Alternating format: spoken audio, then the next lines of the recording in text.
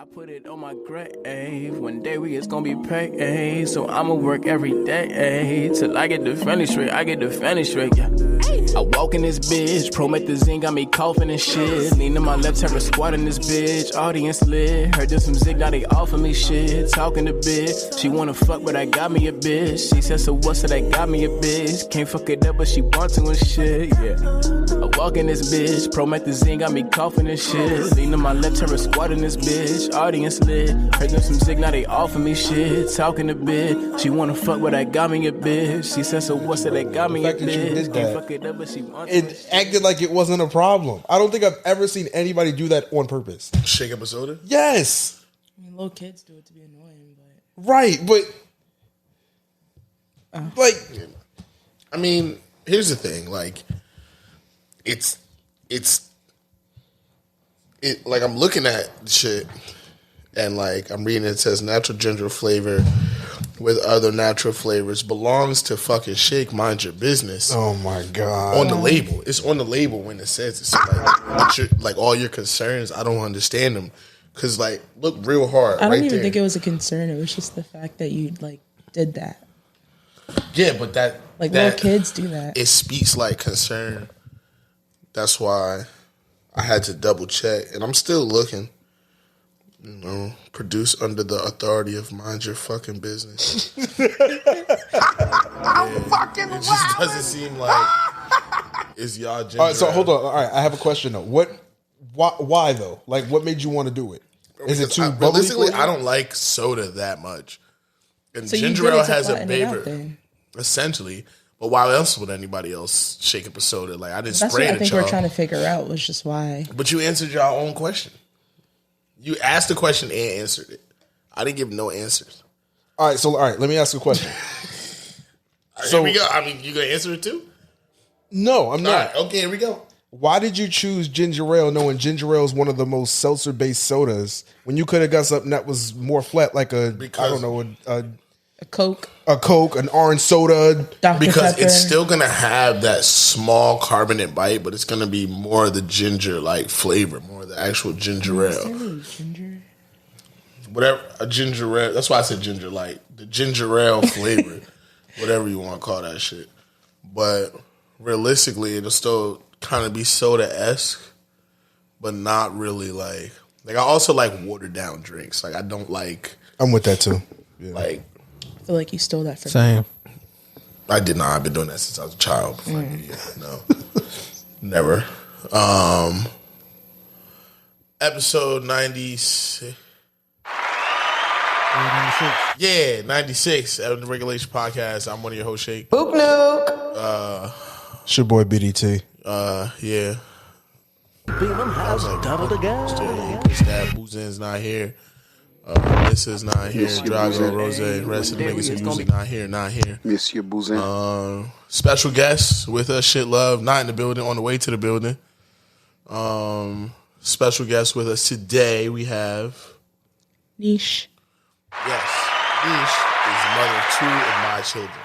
So, being that it is Women's History Month, we decided that to tail end the month, we would invite the mothers of our children to the episode. So I believe Zig will be joining us with his child's mother as well, and just to kind of give, a different insight to, what parenting is like and what those obstacles are, and just kind of shoot the shit in a different perspective in the way that we ever have. So props to being a woman, props to being a mom, and welcome to Women's Podcast. So, now that we're done policing my drink, I don't know. I'm still questioning it. I'm sorry. So I feel like we gotta get this out of the way, only because we kind of was just talking about it and none of us know shit about it.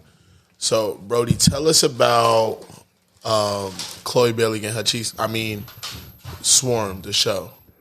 All right, so basically, Chloe getting her cheeks clapped was basically like a attention grabber for the show. Like, whatever you think the show is. So it's like in Stomp the Yard when niggas thought Chris Brown was going to be in the show, but he really died. Yeah. She died like, spoiler alert. She died like, I want to say like 15 minutes into the show. Wait, so Wait, so she really was Chris Brown and Stomp the Yard? Literally, bro. That's That was a hilarious. joke. I didn't. That was. Yeah, she died like 15 minutes into the show, and then All right, the wait, hold main on. character killed Damson like 10 minutes after that. I kind of see why people were like, "All right, did you really have to be in that? Like, why was you in the show now?" Like, It's just to get niggas to watch the show, and then when you actually get into the show, like the show is not what you think it is, bro. getting away from the semantics of it all. Tell me more about the show itself. Like, what is it about? So the show is basically about stan culture. It's surrounded around this super fan who That's the girl Dre. That's what's her name? Fishback, Dominique Fishback. Yeah. Fishback. Yeah. So she's the super fan of this singer named Nija, who is depicted in the show as Beyonce. That's why the show is called Swarm. Yo, So like the Beehive. Yeah. So that's what I was going to ask you. Did you hear the theory that it was very, very loose, like supposedly very loosely, but then when you watch it, it's like almost like kind of highly based. Yeah, on, like you can see like stan culture. you can see like whenever somebody would mention like Beyonce's name, they would like bleep out the name, but you could clearly read their lips and say that like they're saying Beyonce. And then like it'd be people there with Ivy Park stuff on, like Beyonce stuff in the background, shit like that. So like it's clear like it's Beyonce. Like they do interviews and they be like, well, it's based on a lot of people, but it's clearly Beyonce. And like whatever Donald Glover got going on, he clearly has a problem with like Beyonce fans, because the girl in the show, like she has a bond with Chloe's character, which is kind of like her sister, because the girl Dominique Fishback, her character, got adopted by Chloe's family, so they grew up together. She killed Chloe? No. Well, we kind of Don't gotta tell it, but Yeah, we kind of don't really know, but okay.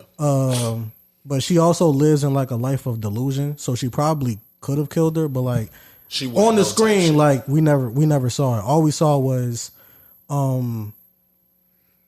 the girl, Dominique's character, went out to like this party, and then she met this dude, and then she ended up sleeping with the dude, and then like Chloe's character is like calling her on the phone because she went to live with Damson, and like they broke up, they got into an argument, so like she's calling Dominique's character like, yo, I need your help, I need you to pick me up. But the girl was like off drugs and like sleep and like fucking another dude while that's happening. So then she gets home and finds Chloe's character dead in the bed. Oh shit. Oh, that's Max. Yeah. Sounds kind of like Megan Kelsey, but So, we'll move on. Huh? say that again? I said it sounds like Megan Kelsey, but What you mean by that? I don't speak that. What that mean? like how Tori quote unquote shot Meg, but we all think it was Kelsey, her best friend. That's Wow. I mean, I'm just that's a saying. jump out the gym I'm not ready to do today. No, we don't got to. That's what I said. Yeah, We'll move on. So wait, you said it's like centered around like Beyonce. It's Yeah, like so- that's the reason why it's titled Swarm. Yeah, so basically, like Chloe's character and Dominique Fishback's character bonded over being a fan of this specific singer. So when the girl died, so when Chloe's character died, she pretty much went online just like, so there's a video in Dre's phone, which is Dominique Fishback's character, of Chloe's character saying, like, I'll kill anybody that has something bad to say about Nija. So, like, throughout the series, she just keeps replaying that video. I'll kill anybody that has anything to say about Nija. And she's really going online, searching for people that have stuff to say about Nija and really pulling up to their crib or whatever they at. Oh, so it Killing them. I'm not gonna hold you. Wow. I fuck with that concept. I fuck with it because like it's essentially he made a horror series or a horror adaptation, if you will, to like you said in the beginning, stan culture, but the specifically the Beehive itself. Yeah, he took it to the extreme, basically. Yeah. But like the sentiment is there, but like he really took it to the extreme. Like the reason I say like the show was good, but I wouldn't like tell nobody to go and watch it because it's like sick stuff going on, and it's like a narrative in there that I wouldn't really spread to nobody. It's like ideas in there that I wouldn't really give to nobody. Elaborate. Like she was like Like, you like your favorite rapper. Who's your favorite rapper? We don't have to do this. I'm just saying. Nah, right now my favorite rapper is Mick Jenkins. All right, Mick Jenkins, right? So that's like you going on Twitter from a Mick Jenkins stan account, searching anybody that has something bad to say about him, sneaking in their crib and killing them. It's kind of like what like bashing their head in, and it's not even like a gun. Like she killed. So do you think it's a metaphor for social media today? Oh yeah, 1,000%. You think so? Yeah. Like it's But like you're not because you're not. You may not be like you may not be physically killing people, but you can kill them. With, but she's like killing people like on the cruel side. She's not just like pulling up and like shooting people. She's like suffocating them, choking them out, beating them to death with like wrenches and rocks and boulders and like, and then she's like burning their bodies. Like she like changed her whole identity and got with this girl, and then the girl basically was like, I don't like Niger. Like, why would you buy? She bought them Niger tickets knowing the girl don't like Niger. So like, and Niger is Beyonce. Yeah. So she bought the girl tickets, them 2 tickets to go to the Niger concert. And she's basically like Dre's girlfriend or whatever is basically like, you're so selfish because you spend all this money on Niger tickets, but I gotta call my parents to help me pay your side of the bills and all that. So she's basically irresponsible. Like she's buying like Niger tickets, but like you're not paying your rent. Not paying the rent. So basically, she just went on this whole rant about how Dre's being selfish, this and that, and Dre like chokes her to death. Wow. All right, so let me just paint the final scene. Right? She was like, yeah. So the final scene was just like, yo, you being selfish, this and that. She gave her the tickets. The girlfriend folded them up, put it in her pocket. Basically, like, we not going to this concert. Dre pulls up, chokes her to death, takes her to the woods, burns her body. Oh shit! Gets to the Niger show, and like she still goes to the Niger show. Like go up to the like not happened. Go up to the ticket booth. Tickets. She looking for the tickets, but she forgot the girl put them in her pocket. So the tickets is burnt. She done already burnt the girl body. So then she's like looking around. I gotta get to this concert. It's this random dude just like Niger tickets for $5,000 each. She like, all right, cool, I'll pay that. No. They go to a car, stab that nigga to death. What the? Stab that nigga to death in the car. Took the tickets, went in the show. Bruh. You know what this would be called if this was about Nicki Minaj? What? Toy Story. I'm dead. This would be called Toy Story. Not the barbs. You get it?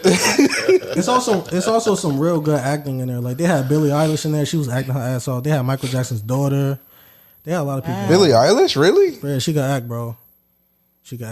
Wow. Yeah, so it's crazy that like, so I was reading about the show, and like there's this narrative surrounding Donald Glover that isn't positive, especially when it comes to black women.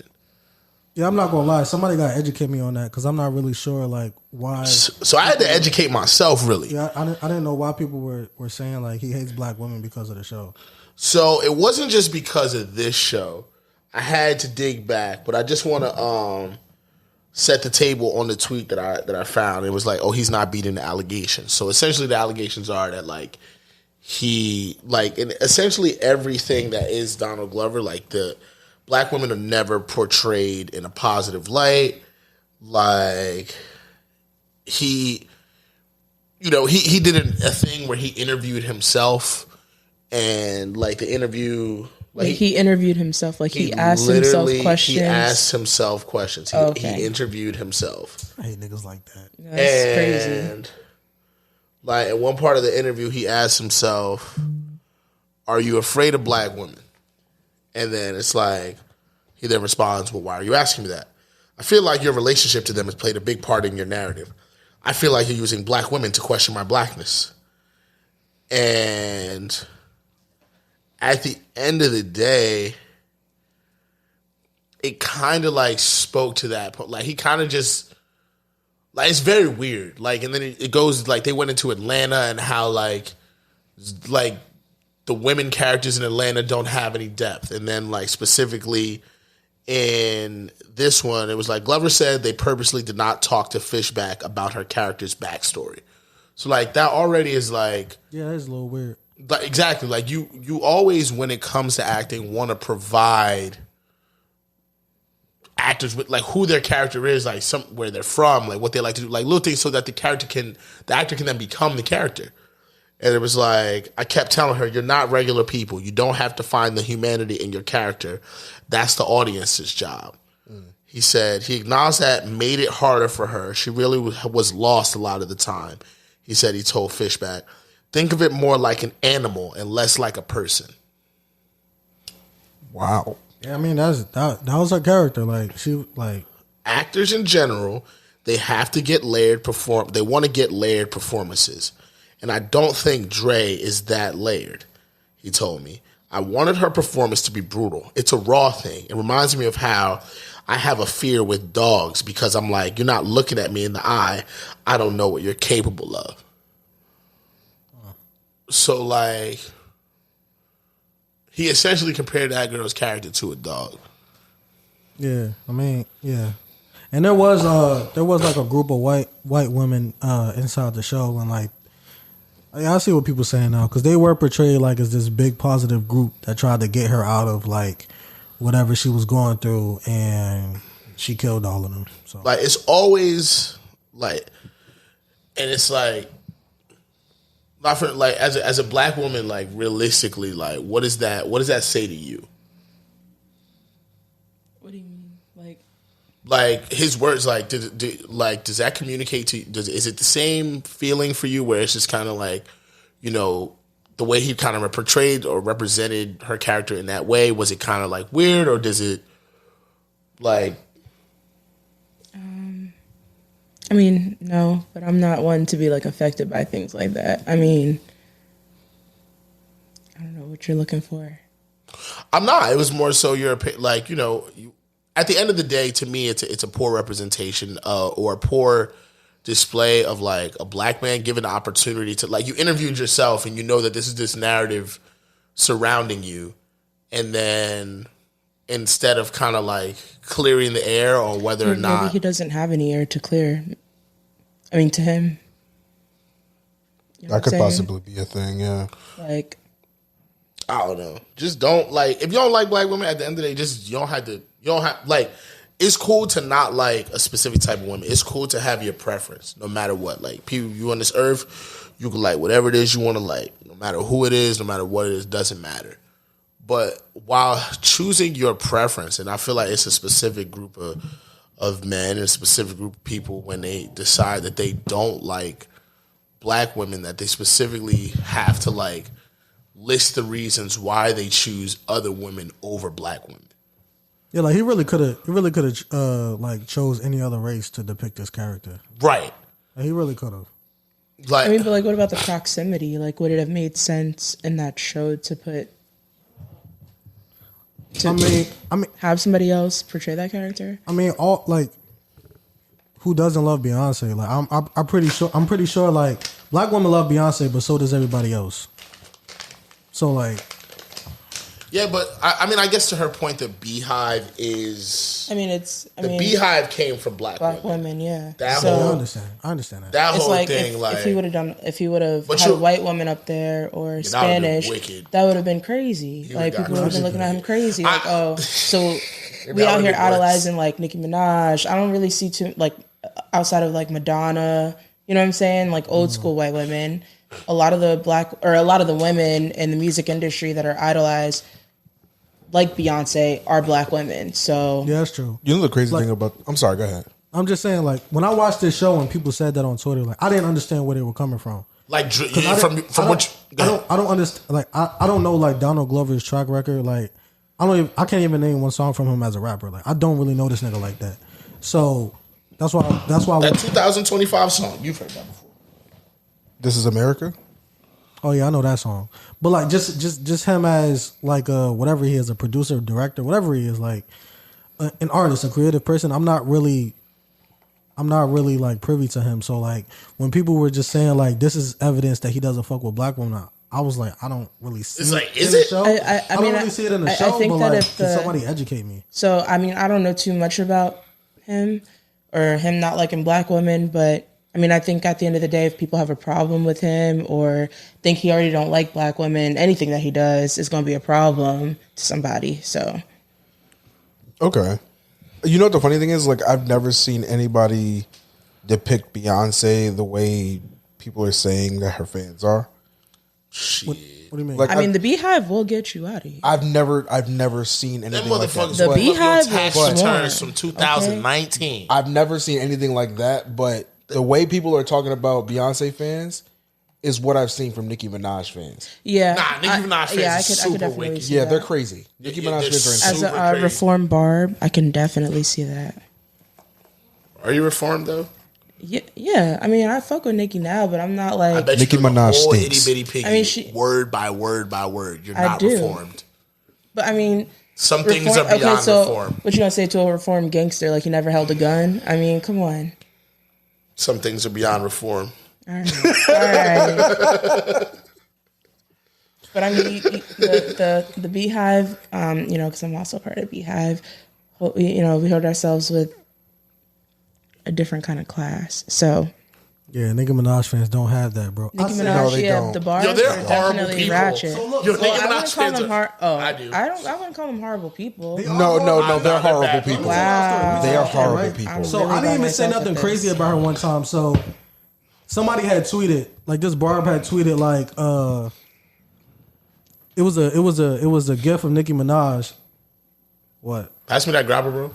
Oh, Thanks. I say. Nah, you cool. It was a gift from Nicki Minaj, and then the caption was like, "Nicki Minaj can't be real."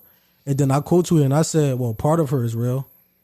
And bro, they came at me crazy, bro. They started like screenshotting pictures of Yeah, the Barbs will pack homies you and, like, up. atting me in them, bro. They But will pack you up. It was me. That's who. Like when my first account like got packed up, it was them. The Barbs? Pretty Really? much. Bro, it was they- them. No, it was not the them and Barbs. alphabet people. Yes, It was the alphabets only. Right? It was No, not it the was Barbs. not only. It was a Barb account. It was because they play for the same Nah. team sometimes. Bruh, Them niggas be wearing the same like they like an AAU league for real. Like sometimes in the Not the beginning of the AAU tournament, league. the Like, beginning of the who is tournament, this you be man? shooting for the New Jersey Heat, and then New Jersey Heat get knocked out, and then guess what? The Florida Suns. Bro, them niggas went they through need my to play. them niggas went through my media, bro. And They did the same thing to him with his and first saved account. I pictures. remember. they- But I don't think it was the They Barbs. didn't even save pictures of me. Like usually they'll like save pictures of you and then be like, "Yo, this what you look like." They didn't even do that to me, bro. Yeah, they saved attacked- pictures of the dead homies, bro. It was like, "Yo, They attacked Go me, join her, my and I nigga. don't even own his account. They Like, they was sending pictures yeah, of I her. remember Yeah, that. that was the Yeah, I time. yeah, they remember were sending pictures of me Yeah. and talking that's about weird. me, and I was like, nah, like, That's come on, weird. y'all. Like, So I'm just saying, you're saying it's the alphabet people. It was He's saying the it's the Nicki alphabets. Minaj people. I said they play for the same team, and their tactics look right, real but- the same. they for sure play for the it's same fact team." That's versus fact. fiction at this point because I never saw Barb. I I'm cool. telling. I got lived you. this. Me too. Nigga, I was Not there. like me. All right, you right. You got the account Bro, taken. the account got taken, and like my shit got suspended. Then it was like, you suspended for like a month, for like 30 days or some wild shit. Got my account back, logged back in, tweeted, yo, niggas reported Done. my shit It was done again. immediately. Again, bro. In like 2 seconds. No, but I will say that the Beehive are more civilized people. I will say that. Yeah, they'll just be like, The Beehive will They'll pack just you call you up at a broke. concert because you don't know the words to the song. So they'll just call you poor and like remind you why you're poor and why you can't afford Beyonce tickets. Like, Nicki I got Minaj Beyonce fans, tickets. Nicki Minaj fans don't have lives, and that's that. that's Yeah, why but I'm I a found- reformed Barb. I I got a life now. Yeah, but even then, I feel like people like that. If you run a celebrity fan page, that's a special type of mental illness, in my opinion. Like you make a fake page, like and put I the agree with person as your No, I said I agree with that. Yeah, Like and put in a I think person running it as as your your personal page is weird. Running it as a form of advertisement in media is in today's social climate is not as weird.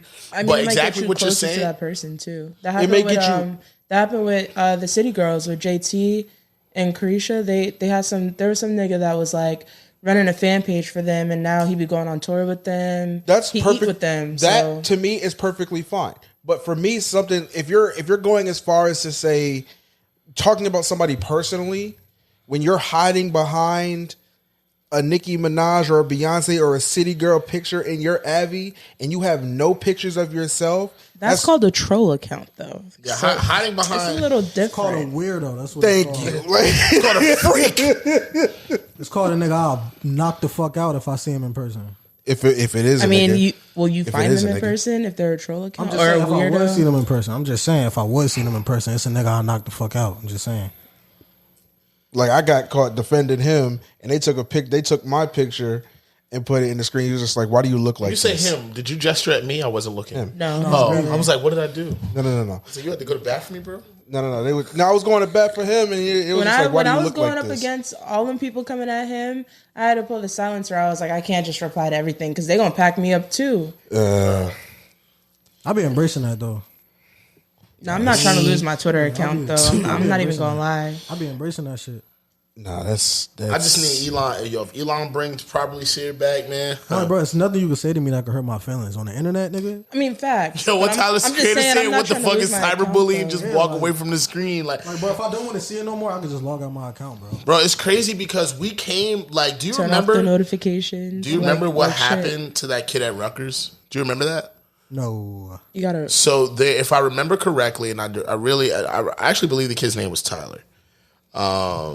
But bro, this kid committed suicide. That's not a bad joke. Okay. But I'm gonna pull up because I want to do his name justice, and I don't want to speak on this without being able to at least say his name over. He got bullied by a fan base? Nah, it was cyberbullying, but I just want to speak to how this culture was created. Tyler Clementi. I remember that name. In 2010. Wow. So he jumped his death on the Hudson because he was essentially getting cyberbullied. They convicted the guy, like right here, Darun Ravi. Haha. Shout out to them stink folk. That did it. But it was essentially like that culture, that right there. I'll never forget the day because that was when it was like people were very conflicted, and that was when the term cyberbullying really, really became a thing. I was like, y'all gonna laugh at this shit, but like I dad was like, I know y'all gonna laugh because a lot of people have laughed. Like my senior year, I was the head of the anti-bullying campaign for like my high school and shit. Bruh. So that's one thing I never knew. I never would have guessed that. I never knew. Wait, I got pictures and shit too. Like It was the anti-bully CEO. Bruh. Nah, but we did like assemblies for the school. Like Where's the bully? I was like I was like the not the face of it but there was a few of us. We ended up doing it at like all the local middle schools too, like all the other ones because like bullying had become such a prominent thing as far as like people were starting to take it serious. Because essentially it was because it was like who was it starting to affect? We know this, but also the internet was the Wild Wild. If we think it's the Wild West now, like it was that when we was younger. Twitter, social media, all of it. There were no rules. Yep. And so you had these people who like, and cyberbullying isn't just like I understand it took some growth to really understand how it's a real thing. Like what the barbs do is that, it's like it you can harass somebody to the point where it's like harassing somebody to the point where they have to leave an app is harassment. It is bullying. Like whether or not you want to agree with that, whether it's like can it be avoided? Sure. But it's like, should somebody have to? Like, should you be able to harass somebody from miles away because you're miles away? Bruh, I'm a Clubhouse ass nigga, right? So I'm on Clubhouse. I said something to this tranny. Bro, my Instagram. Trigger warning. Trigger warning. I'm sorry. Trigger warning. Whoa. I'm sorry. My bad. The opinions of Anisha Jones are not Whoa, of the End Regulation Podcast. My bad. I mean, it's whatever. It's not. I mean, personally, to me, it's whatever. If you think about it, it kind of is whatever. Like, facts. I mean, I use the F word in my house And we all know which one I'm talking about. Anyway. Forgetful? Flagrant? Sure. Fuck. Can we come up with a different name? Like the EFF word. There we go. So I said something to this T word. I don't know what y'all call it on here. But this human being. Yeah, so this human being, because I was about to call him. So these bitches took that shit to my Instagram. You know, I had to literally took that shit to my Instagram. Was talking about, we coming to fuck you up. Da, da, da, da. You don't even know where I live. You gotta buy a plane ticket to come fuck me up because I said something about y'all. Like, they just, I don't know, they just take that shit to the extreme. Yeah, no, that's insane. Like, no, actually. And I didn't even say nothing offensive. Like, I literally, I'm not gonna say what I said, but I'm not gonna say what I said. Don't look at me like that. I'm not gonna say what I said. But, like, it wasn't even that offensive. For real, text it, I'll say it. No, I'm just playing. No. It wasn't that offensive? Not to me. I mean, I don't even think the T word is offensive, but, I mean, nowadays, you gotta call... You know what? I'm gonna just... You're right. No, but you're right. You gotta I'm watch gonna what you just, say. keep my opinions to myself. No, but I'm not gonna lie. I actually had something like that happen to me, too. I was on TikTok, and they said use 3 words to trigger an entire fan base. And I said Nicki Minaj stinks. And that TikTok got ratioed very, very quick and very fast. You should have knew better than that game. I don't even say them letters together. The video's still up, too. Yeah, I mean, if they ain't ban you, is it that bad? Then? That's true. You're right. But Shit, that's insane. Who's really the judge? Sure ain't the barbs, not the colors. I don't know. I don't give a fuck. Yeah, bro, I had to delete my Twitter today, bro. I'm really getting tired of just reading everybody's opinions on everything. Like, I had a tweet the other day, and I said like people in this day and age, people don't understand you don't have to have an opinion on everything. Like if somebody asks me a question about something that I'm not knowledgeable of, I can either say I don't know, like I'm not knowledgeable. Can you educate me? Or I'll be like, oh, even if you do educate me, I could just simply say, well, I don't have an opinion on that. But people don't do that. That's why people hop on podcasts and they get asked questions and they think they have to come up with an answer on the spot. You don't. It's crazy because some of those people pick the questions and then they answer them and don't know what they're answering. That's true, too. It's like, why would you pick that question? Right. Because now you look like a dumbass trying to answer it and you don't know how. Whatever. I don't get it. So we're talking about social media. We're talking about people having opinions and not needing to put their opinions out. And I feel like Sean threw alley-oop Matt Johnson no look right now because we have a perfect example of why having an opinion on something, especially when it's not your business, and especially when you don't know what you're talking about, especially when there's a lot at stake for somebody, for anybody. Everybody has a right to safety. Everybody has a right to not be violated, to not be abused by another person. Everybody has the right to themselves. And in those same rights, you don't have the right to impose on other people. You don't have the right to lie on other people and potentially ruin their lives for whatever reason it is. And we almost saw that happen to Johnathan Majors this week. Yeah, facts. Yep, happened Friday. I heard about it at the fight on Saturday. And for me, it's a very rough place to be in, and that's why I think people should kind of hold their tongues a little bit. And that's not to say, because at the end of the day, we don't know all the details on anything.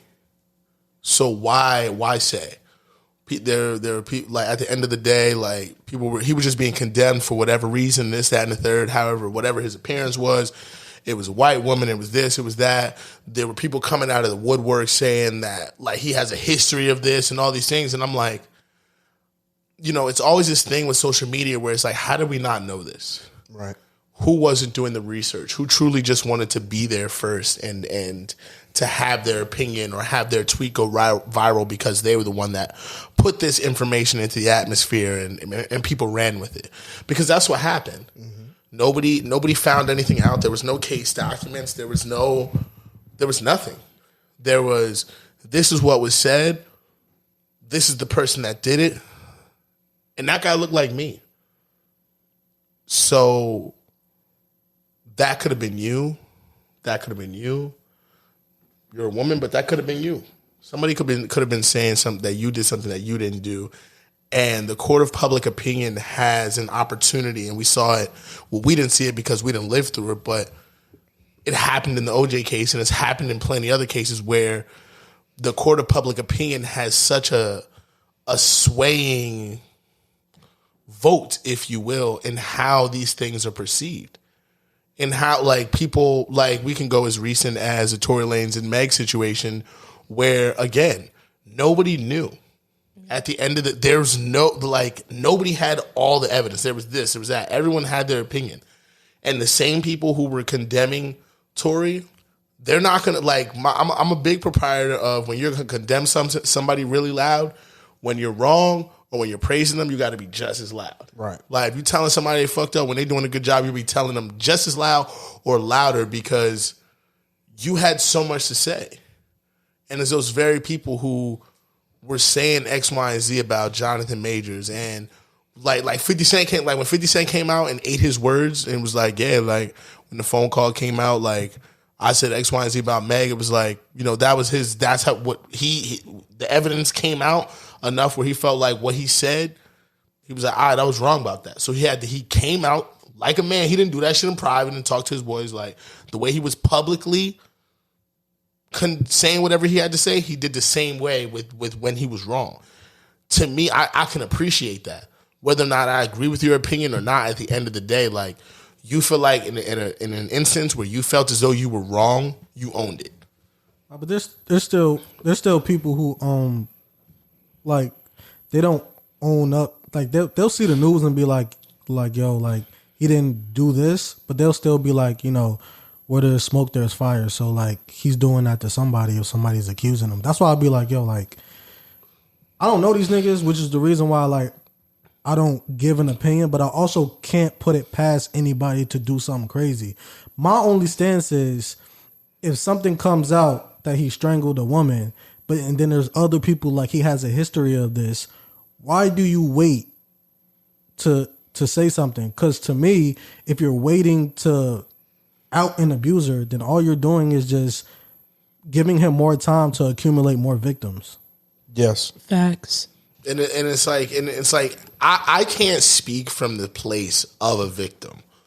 I don't know what it's like to have to put your vulnerable moment on display. Yeah, it's a tough situation. 100%. It's a tough situation. Like I 100% from a logical standpoint and from a standpoint of like exactly what you said is like it's very cut and dry. It's like you saying this could prevent more people from being affected. Right. But that person has to want to be a martyr. Yeah, true. They have to want to be the face of their trauma and other people's. So I have a question then. And this is going to sound very insensitive, right? But I don't mean it to be. Just hear me out, all right? We've seen many cases where this stuff has happened, right? So the question I do have to ask is, how do we begin to start believing the victim first? How do we know which one's telling the truth and how do we know which ones aren't? If the glove don't fit, you must acquit. That's how I go. I think we wait until it needs to be evidence because some people capitalize off of this stuff. I don't think people just need to jump out with an opinion, which is facts. Which is my point. So like when I read this shit about Johnathan Majors, my first instinct was, damn, I hope that's not true. Yeah, that's what I said too. A lot of people's instinct is, damn, that shit is true. My shit was, nah, no fucking way. Him? Like that? But I literally said, damn, that's crazy. I never read anything and then be like, damn, that shit not true. Exactly. Or, damn, that's true. I'll be like, damn, I hope that's not true. And the reason why I say I hope that's not true because I hope nobody's getting beat the fuck up. Yeah. I don't wish that on nobody. My boy Dom, he put it on Twitter. He was just like, yeah, bro, like the shit just coming out. He was like, he just got all these big movie deals. He's getting all these commercials, and now all of a sudden, he's getting all this stuff put on him. And the only thing I had to say to that was, I want to see what the full story is. LOL. That's all I said. Ready? Let's take it a step further. I'm sorry. Go ahead. The collateral damage. Michael B. Jordan. Michael B. Jordan essentially, like his Walk of Fame speech, one of the best Walk of Fame speeches we have ever heard, probably delivered by anyone. Johnathan Majors gave that to honor Michael B. Jordan at his Walk of Fame speech. And now, at his Walk of Fame, Star of Fame thing. That would then become associated with that. It would be Creed star Johnathan Majors, because that's what they put. They don't put Marvel star. They don't put, which is way bigger franchise. They make sure to associate it with Creed to let it know it's associated with that. That's only because niggas don't see Ant-Man, nigga. He was an Ant-Man. He was an Ant-Man villain, bro. But he's essentially going to. He's not. He's not. He's just essentially going to be the next like Thanos level villain. Yes, I know that, but I'm saying the first movie he appeared in was Ant-Man, bro. That's what I'm saying. True, but his first movie, yes, but his first appearance was in Loki, and people were talking about him in Loki. And on top of that, Man was in Lovecraft Country. He was in that plane movie that was just like, he's on like a 5 or so movie run of just like having like really, really good roles. Like it's been a good like last 2 to 3 years for Johnathan Majors, but it's a culmination right here to kind of speak to your point of it with Creed. Casual movie fans know him from Creed. Yes. Okay. Casual movie. Okay. Yeah. Like if you watch movies, you know he's been in other shit, but casual movie fans, like a lot of niggas look at Johnathan Majors and be like, "Oh, that's a new nigga." Casual that's fair. Fans. That's fair. That's fair. Some people think he just got into acting. Yeah, because I guess it is like we kind of say the same thing. It's the culmination of like all this stuff. So basically, like right now is like his like coming out party. Yeah, but then again, bro, I really don't put it past niggas to do shit like this, bro. Like, and a lot of things could happen like behind the scenes, or like he could be doing this to other people, but like this is the thing he doesn't get caught for. This is the thing that's not true. That's why, like, I understand people when they be like, where there's smoke, there's fire. Because, like, if somebody's accusing you of something, I mean, this is just not me, but people say, like, if somebody's accusing you of something. It's like, why is that attached to your name? Yeah, why is that? Like, you out here doing something. Like, I kind of understand that, but, like, that's just me. Like, I'll wait to have an opinion so I'm not wrong. And then again, I really don't be giving a fuck about people's lives like that, so I don't really comment on people's facts. Lives. I mean, I'm definitely over the cancel culture. Like, it's cancel culture is very much so. Like, once people realize that, like, with some typing on their phone, that they, with enough like-minded people, could have enough power. Like, it's just wild what people choose to use to wield that power. Mm-hmm. Like, disagreeing with opinions and having a perspective that is, or just commenting on something and not being of, societal attraction. Not being a casualty to everybody else's opinion. When you comment on something that's not contrary to popular belief, like, it's like, who asked you? People are quick to shut you up. And it's, right. Yeah, facts. And it's just like, well, I don't agree with that, or I believe otherwise. And then now you're the bad guy. Mm-hmm. And nobody wants to be the bad guy. So the bad guys, they either talk loud, which is a very small few, or they just don't say nothing. But at the end of the day, it's a matter of really having an understanding that people are still people. So, the social media thing is just that, and I think at the end of the day, people need to move more away from it and not let it be, what dictates their sounding board. Don't let social media be your sounding board. I deleted my Twitter today, bro. Like, I think 2 weeks ago, I took like a week and a half off Twitter, but then I got back to it because like the NFL was like doing their free agency shit, and I wanted to keep up. But like, bro, I'm back off that shit. Like, I just can't, especially with that For You shit. Like, it be people on my timeline that I don't really care for. Like, people that I don't even follow. I'm like, right. I'm not doing this. Yo, Blueface stay in my For You. I don't understand why. He's not in my For You at all. I don't know. I don't know why. I mean, I don't be on Twitter that much. Like, I really don't. I probably only tweeted like 100 times this year, if that many. Maybe like 50. 25. But like, I don't know, Blueface just be popping up in my shit. It speaks to all those For You things are all algorithm based. It's compiled of a bunch of things and what it looks like. I blame that TikTok you'd for be that. into.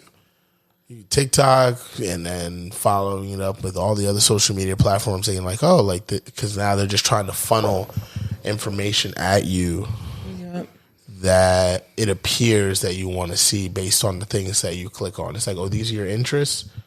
It's like, it'd be super wild. Like, they don't even try to hide it. Like, you ever be talking about something and then it pop up on your phone? FBI agent I'm like, working overtime. There was one time we were talking about getting Popeyes for dinner one time, and I saw an advertisement going through somebody's story of Popeyes. I'm like, this is weird. Yeah, I just be switching up my algorithm. Like on Instagram, I unfollowed all the blue checks. Unless I know you personally, I unfollow like TSR, like all of them, because I did that too. I'm not trying to see people dying every day. I'd rather just see people that I know. So yeah, but again, I genuinely feel like it's TikTok's fault why we have all these For You pages, because they started out with that like a couple years ago. Well, even then, a few years ago, yeah. Because before TikTok, it was called Musical.ly. If people wasn't using it for Musical.ly, it was when Triller, Vine. Yeah, that's kind of where that derived from. Right. Yeah, but that shit is just bad for Twitter, because Twitter is just a completely different space. Like, it's a completely different atmosphere. Like TikTok, you go like, it's videos at the end of the day. So if you don't want to watch the video, you could just scroll. Like, anybody who comments on something that they don't like is weird. Like on TikTok and Instagram, but niggas do that shit on Twitter. Niggas will not like something and then let you know that they don't like it, and they will go find it to make sure that they let you know that they don't like it. This is how weird social media is, right? So niggas will comment on something they don't like, but won't show appreciation for something they do like. Like, I don't want to look like I'm they'll double top and keep scrolling, but if they don't like something, they'll sit there and type a whole paragraph about why they don't like it. Right. You just wasted 2 minutes of your life, my nigga. That's what. Yeah. Just real quick, moving the goalposts back to Johnathan Majors. I just think it's crazy that like with these celebrities, every time we see them, kind of like on the track of becoming like big stars or big names, or maybe they're already big names, there's always something. There's always like a scandal or something, and I just think that's real crazy. So I think sometimes some of the stuff that they do may be taken out of context, or it's like you don't remember your uncle just did the same shit. Like, you're not out here canceling, or it's like how far your uncle. It's like how far down this rabbit hole do you want to go? Like, do you believe that some people will die on that hill though? Absolutely. Like, some people will die on that hill and have no evidence, read no articles, nothing. They just scroll and they just see it, and that's just what it is. Yo, Raul cut his hair. Yo, no way. Yo, nah, he told me it was. Yo, my bad. Yo, we were completely in the middle of a conversation, and I broke. Yo, my fault, listeners. Is this the first time you saw this? Yo, well, he told me he was doing it yesterday, but drunk and the bun was behind. Yo, I thought you was bullshitting. Yo, that shit clean though. I drove past this nigga on Main Street. I looked. I was like, like, where this nigga hair at? This nigga went from. He left it in his. You kept your hair. I was about to say he left it at home. You gonna put it on a chain? To who? I don't know. To Weaves? The Bald Head Foundation. You about to get a rah-rah lace fronts. Yeah, facts. I was going to say. Give that shit to me. I'll make it. Rah-rah sewings. This nigga went from Raul to Raul. Yeah, that was mad sus. That was super crazy. I'm not gonna hold you. Oh my god. Oh yeah, that was crazy. No, but yeah, this whole speaking of TikTok, do you think we really should be banning TikTok for real? Banning TikTok from the little kids? Yes.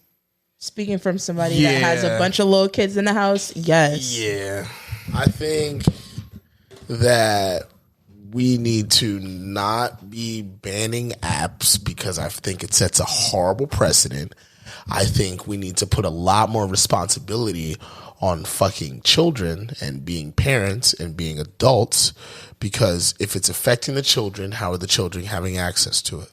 It's that simple. Everything comes with parental controls. Everything comes with, it's like you can just not allow TikTok. You can just not allow certain things. Well, so they got like YouTube, and then they have YouTube Kids.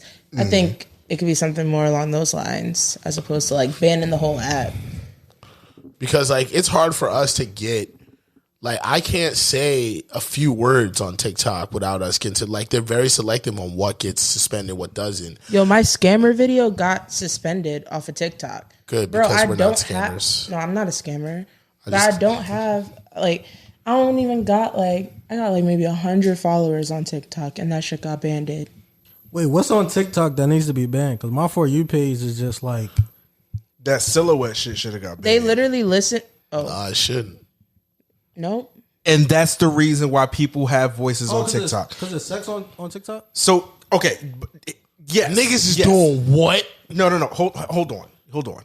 So, to bring light to your question, TikTok benefits off of a woman's body. So, they're not going to take stuff like that down. So is everything else.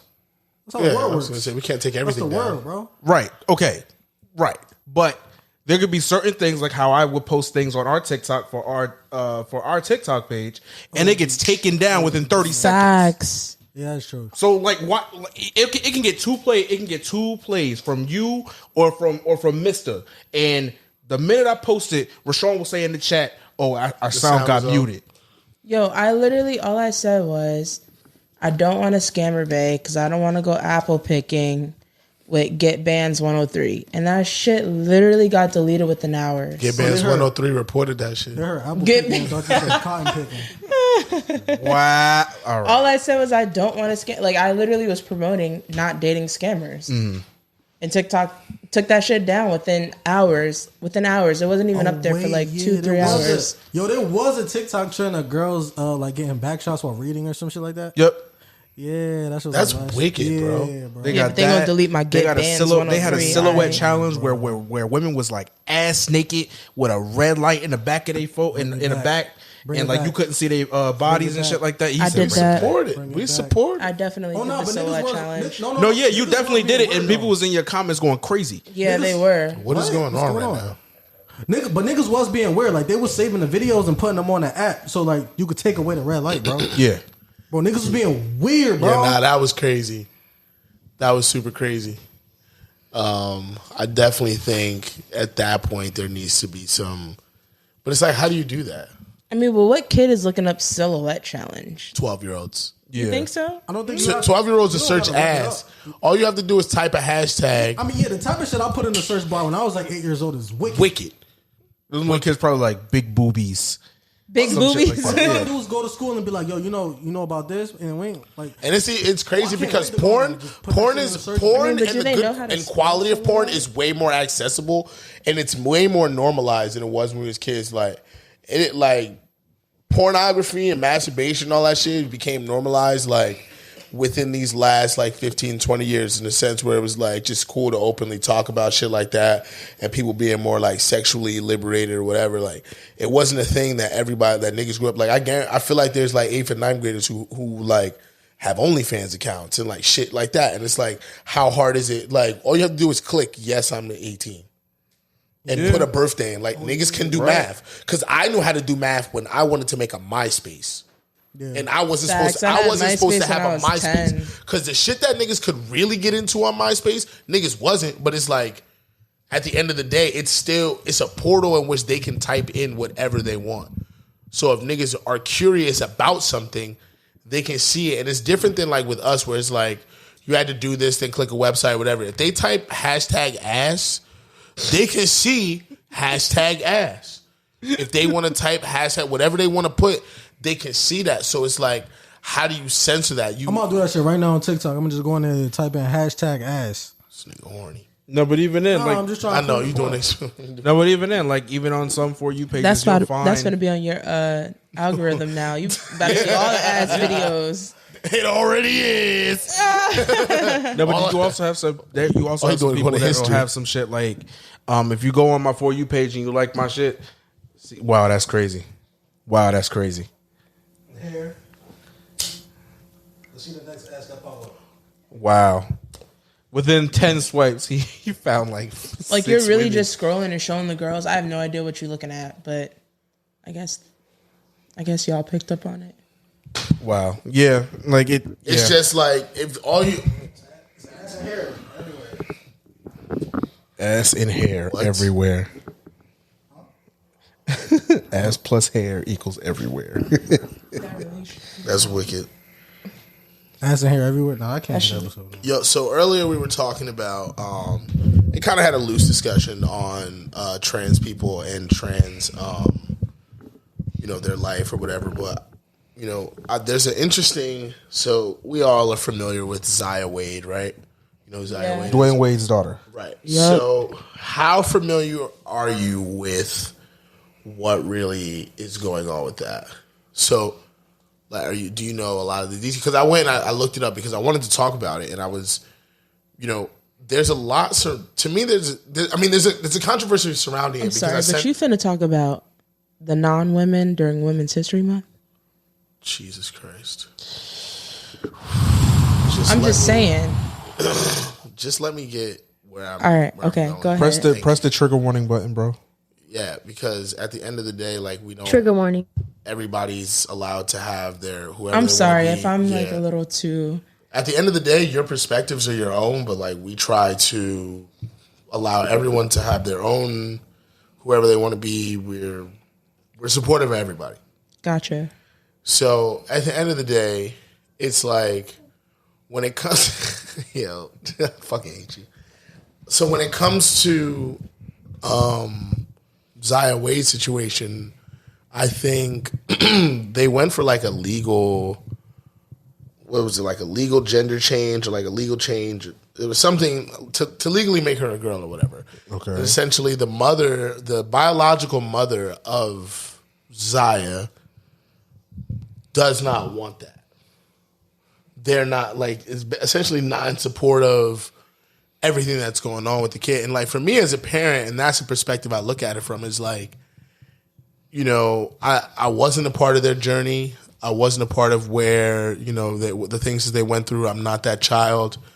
I'm not the father that has to accept those things, but I don't know what the future holds for me.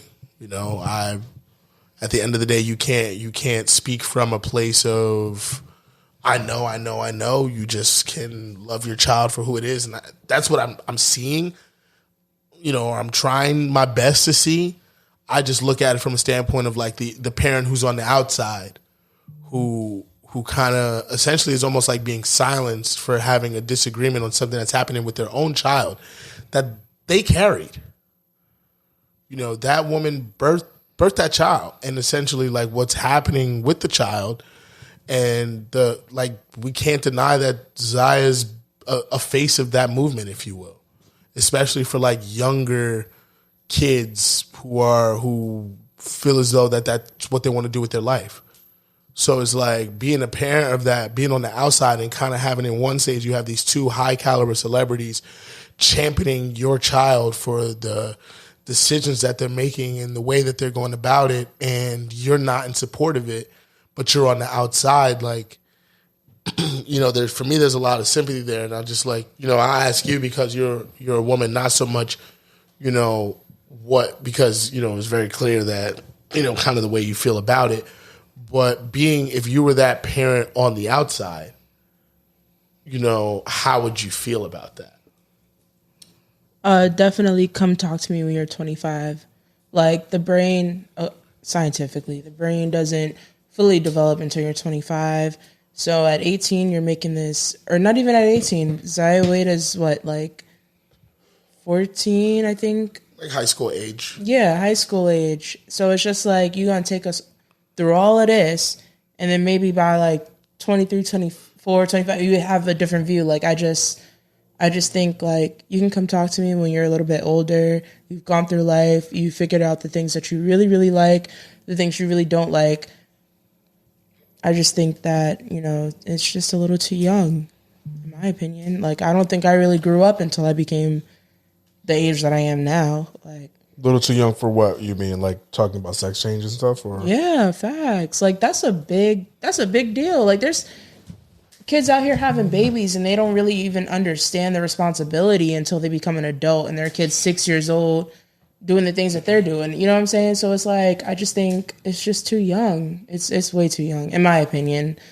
And, you know, I mean, I birthed a boy and I birthed a girl. And if any of them ever came to me, you know, I would definitely love them the same. But you're still going to be my little boy. You're still going to be my little girl. And you can come talk to me when you're 25. And that's it. Like, so at 25, if they come to you and are the same person, then we can have a conversation and we can build from there. But, you know, I'm not, you know, maybe you're just a little confused or, you know, whatever. But I mean, I just think that, I don't know, I just think it's too young. For you guys who aren't parents, like, how would you feel? Well, I guess in that kind of light, I feel like it's kind of hard on the kid because, like, you know, a lot of parents, they preach, you know, like, you want your child to come talk to you and things of that nature about anything, regardless of what it is, you know, and for them to want to talk to you about it, but they don't know how you're going to perceive said information. That's why a lot of kids, like, they don't tell their parents, or like when they do tell their parents and their parents like accept them like on the spot, they just break down because like they've been holding on to it for so long, but they've been afraid of your reaction because they look at y'all as like the pinnacle of approval. You know what I'm saying? So like a lot of people, you know, when they already don't accept their kid for who they are, it's kind of like they don't want that with their parents. I mean, not to cut you off. I think it's about just creating like a safe space for them so that when they do come to you with those things, they feel safe enough to do so, no matter what your opinion is. Mm-hmm. So it's like, you know, I stole the little boy sharpener today. You know what I'm saying? Like, it's just creating that safe space so that when it is time to come to you with big things, they can feel confident, whether they need your approval or not, they feel confident enough to talk to you about it. You know what I'm saying? And that's what I want to create for my kid or our kids. But, you know, like, I just want to create that safe space for them. No, I get it. So it's like, you know, I'm not going to beat the gay out of them or nothing like that. Like, if you gay, you gay, you know, it's whatever. But like the whole like gender changing and all that stuff is, you know, it's a lot for the parent, especially when, you know, you birth a son and you birth a daughter. That's just what it is. Like, just from like personal experience, going through stuff with my grandmother, like my aunt changed her name. And like, I think maybe like 4 days ago, I read a letter that she wrote to my grandmother because back then they didn't have text messaging. So she was just like, you know, listen, like, this is what I'm doing. This is the reason behind it. And like, I don't need your approval, but I'm just letting you know that this is what I'm doing. And if you want to support me, then you support me. If you don't, this is still what I'm doing. And I want my kids to be confident in our relationship enough to come and talk to me. And, you know, that's cool. That should be what it is. Well, that's cool. That's tough. What about you, Sean? I don't have an opinion on this. I just hope that it doesn't change the way the parent parents the child. Because at the end of the day, when you have kids, like, everything is about, I mean, I don't have kids, but like, from what people tell me, everything is about your child. So like, you don't want your child to look at you a certain way because you are like condemning something that they do, or like you don't want your child to like hold resentment towards you. So I mean, whatever happens, that's their business. It ain't mine. I just hope that the child isn't affected negatively. You feel me? Facts. I mean, if you're the true sounding board for your child, then, you know, at the end of the day, when they come in and they share these things with you, it's, you know, it's okay to give them your advice or your opinion, but you still want to support them in whatever they decide to do. And that's what I want to do for my children. But when they're 25, like, we can have a real talk about this. And if this is a surgery you want to do, then I support you. But at 15 years old, like, I don't know if I can. I'm not paying for that surgery. That's something you're gonna have to invest in it. I need to see that you're serious about it. You gonna put your money up for it? Like, I just need to see that you're serious about it. And that's okay. That's what it is for me. But how is it having children though? I mean, I don't want no children anytime soon. Please don't have them anytime soon. I need a definition in there. Everybody says that. They'll come when you're supposed to have them. Right. They may not come when you're ready, but they'll come when you're supposed to have them. I ain't never gonna be ready, so I already know that. Yeah. I mean, people, they think that they got all their ducks in order and they can have a kid, and then they realize, shit, this kind of failed. I'm not ready for a kid. And then boom, the kid comes. So, I mean, like how was like the process of like getting everything together with like the shower, like, because I showed up to everything. Same. So like I was there, but like I wasn't there. Like I'm not Charles, so I wasn't there. So like how was like the process? We don't talk about this. I'm saying like because we don't talk about this kind of stuff as men. Like we just kind of, hey, you invited and then you show up because that's my nigga. So I show up, but like. As far as like all the planning, like I don't really know anything. I just show up, have a good time. Y'all good people. Like your family's cool people. Your mom's cool people. But yeah, like, my mom loves you. I'd be like the one that held you. She'd be like, I know, Rashawn. She spoke to me at the tea party. Yeah, I talked to her with your mom for a little bit. I would say for our son, all we said was the type of food we wanted to have, and then between his dad and my mom, they just kind of did everything. We really didn't have to do anything. We just told them what DJ we wanted and who we wanted there. Shout out, for winter, I knew I knew that if I was having a daughter, back when I was even pregnant with TJ, I knew if it was a girl, I wanted a tea party. Then when I found out that winter was going to be a girl, I was like, well, we having this tea party, but I'm in event planning, so I just knew it had to be perfect because this is what I do. It wasn't like stressful, but it definitely was. It was fun planning it. I had a great time. The more I talked to people about it, the more they helped. The cookies that we got, like my coworker got them for me. I was like, listen, it just need to be tea party themed. I'm focused on like everything else. If you want to focus on the cookies, girl, focus on the cookies. This is the color. And she just kind of did everything with the cookies. And then with everything else, like it kind of just came from the place. I told my friends, like... fire ass biscuits. Yo, facts. Yeah, the biscuits. Yeah, with the jelly. Yes. That shit was fire. I'm not going to lie. The best thing that I came to that you guys hosted in terms of your children was Winter's gender reveal. And the reason why I say that is that Rashawn made a meme. What did I do? Rashawn made a meme of when he found out that Winter was a girl. Oh, wow. Have I ever seen this meme? You probably have. Oh, okay. So just to put the meme into light, it's a picture of Shake with a straight face. Well, with that practical Joker face that he has right now. Yeah, that nigga was not buying that it was a girl. In that picture, like I said, it's him with the face he has right now with pink smoke around his face. When I tell you I planned that gender reveal, like it was like a vision that I had, and I was like, we're just gonna bleed blue and pink. And when I gave everybody their jobs, they did exactly that, and it came to life.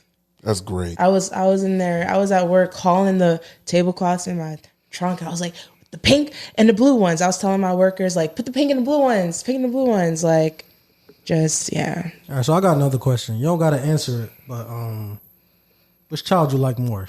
Next question.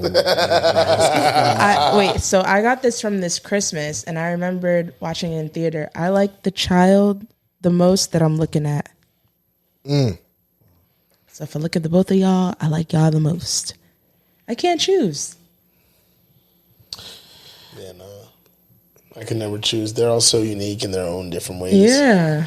Like everyone, they all have their own personalities, and I think that's one of the coolest things is, waiting to see who they become.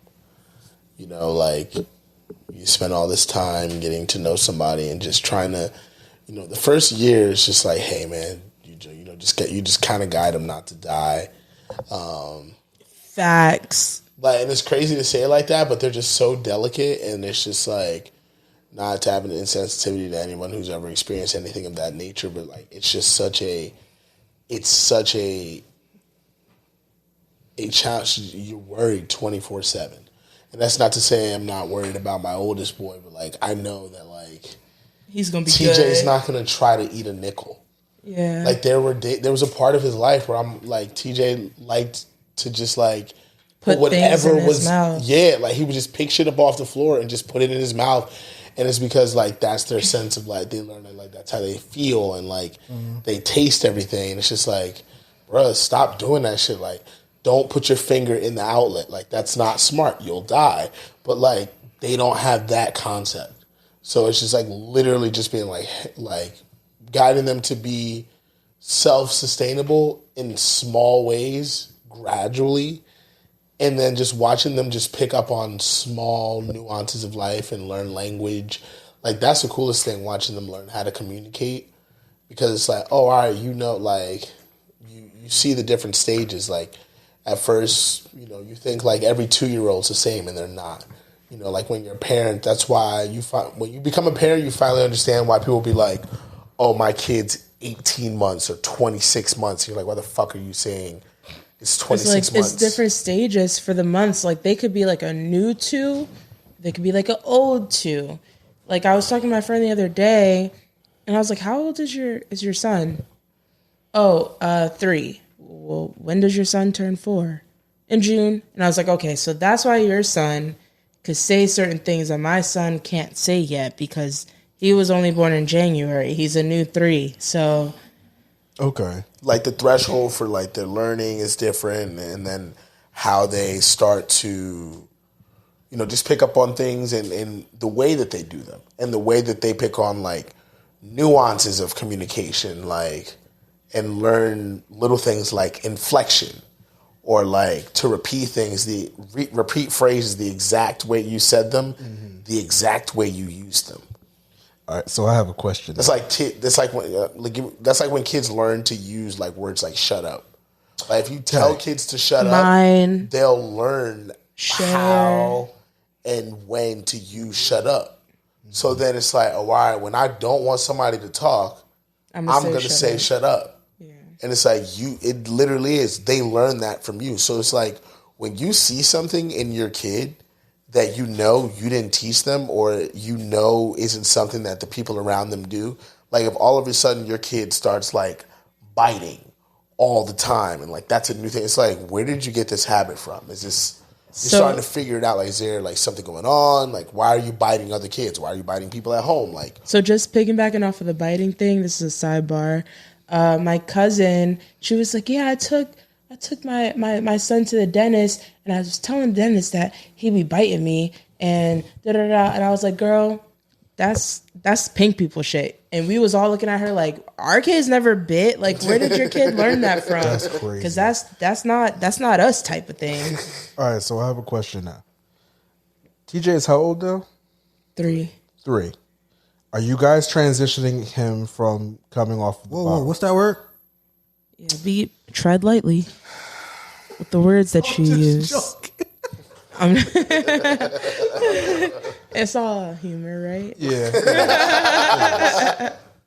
Are you guys transitioning him from going from the bottle to like a water bottle? Oh, he's been off the bottle. Really? He's been off a bottle. He was off the bottle, what, like 11, 12, like what? Right at the cusp of 1. We were concerned about his teeth. Yeah. Let me tell you something, Reggie. I got here one day, and me and Shake was talking. This nigga Shake said, TJ, go get your apple. I hear the refrigerator open. I hear the refrigerator Nigga close. knew where the apple was. He walked in here eating the apple. Hell yeah. Through my pregnancy, I had to teach that nigga how to be independent. Like, the fuck? I'm like 7 months pregnant. I can't be doing everything for you. Like, I'm trying, but yeah, hell yeah. TJ, go do this. He'll damn sure.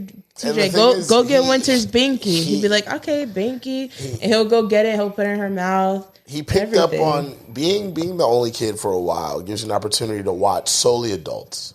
Mm-hmm.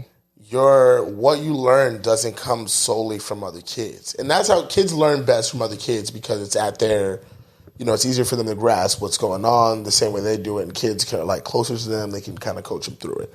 But when you spend a lot of your time watching adults, you pick up on adult things. So like, yep, they won't spend time trying to learn how to get juice from kids. They're going to watch how their parents do it. So they're going to be like, okay, it's only going to take but so long for them to figure out, okay, the juice is in this big, tall box. I don't know what the fuck this box is called, but when they pull on this handle, juice comes out, period. So that's why kids all of a sudden can look and see you going towards the fridge and immediately think that it's time for juice.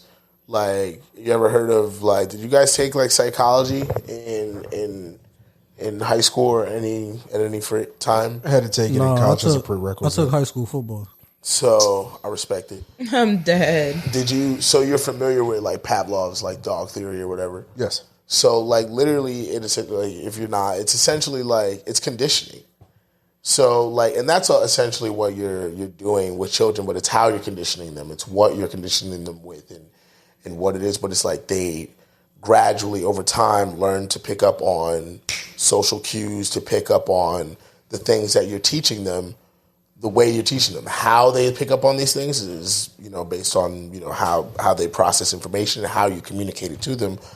But they sit and they watch you and they're like, all right, cool. Like, you're the one that is constantly making sure that I eat. So I know when I'm hungry and I'm feeling that, look, I don't care about you. Y'all niggas are all cool. But history doesn't show me that the bottle is coming from y'all. I need that one over there. Like, this is they're the one that's always making sure I got my shit together. I know y'all, but I don't really know y'all. It's crazy that you say that, because I saw a video today, literally today when I was picking TJ up from school, and it was like newborns learn habits in 3 times. So with like adults, it takes 21 days to build a habit or 21 days to break a habit. And like with newborns, if you do something 3 times in a row, they learn that that's the normal. So if you rock them to sleep after a bottle 3 times, then they're going to expect that on the 4th time. And if you don't do that on the 4th time, that's when they cry. But if you do it, one time you rock them, the next time you put them down, the next time you rock them, and then you rock them for the next 3 times, they're used to being rocked when they get a bottle. So that was something that I was like, okay, cool. So now I know I need to kind of train, my newborn to not get rocked after the bottle, because she might gotta go lay down. That's why. And it's like that just kind of continues throughout them being a kid. Yeah, it's like there's a whole timeline. I didn't even go fully into the video because then I was driving and stuff. But it's like through the ages, and then once they hit like a certain age, I think it's like, I want to say like maybe 4 or 5 is when it takes the 21 days. But it's like leading up to that point, it's like, 3 times, and then it goes 1 week, and then, you know what I'm saying? It's like if I get in the car right now and with TJ in the back seat and I don't play Ice Talk, just no way. This nigga texted me and said, our son knows how to rap. What is it called? TJ knows like the first 4 songs off like ESC, like Ice Talk, Dump Shit. I skip over number 3, but in like Spin, like he knows the words. But it's crazy because if I play, I've never tried, but I'm gonna try like tomorrow. He might be a little confused. Yeah, that's what I'm about to say. Like he might be confused because I play like the little TikTok songs, like Just Wanna Rock, like the radio shit, and he be going. But it's been like this for like over a year. Like however long I've been listening to that mixtape, every single time I get in the car with TJ, and this is like if we go into a store and we get back in the car, if we go to the barbershop and then we get back in the car, if I pick him up and we go to a school and drop him off, whatever happens, every single time we get in the car, that's how the car ride starts. So if we don't get through the 4 songs, we don't get through the 4 songs. I can tell which songs he likes a little bit more or whatever, but he be looking, like he be leaning forward like, all right, nigga, like one time I was on the phone and he was just like, Like I could see in the back, he was just like, "This isn't how." You know, and like I try not to like that's like our time where we hang out or whatever. So like I try not to be on the phone in the car and just like listen to the music and enjoy that. But he was like, all right, cool. And I cut that on and I look at him, he'd be like, yeah.